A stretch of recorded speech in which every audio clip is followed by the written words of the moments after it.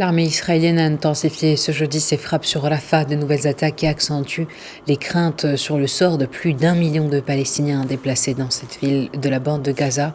Sur fond de nouvelles tractations pour parvenir à une trêve, le Premier ministre israélien a ordonné de préparer une offensive sur la ville de Rafah.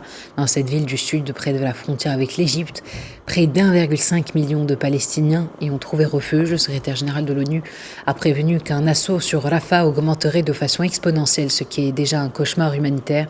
Le ministère palestinien de la Santé dénombre au total 130 morts au cours des dernières 24 heures. On écoute cette correspondance de Valérie Ferron depuis Al-Quds.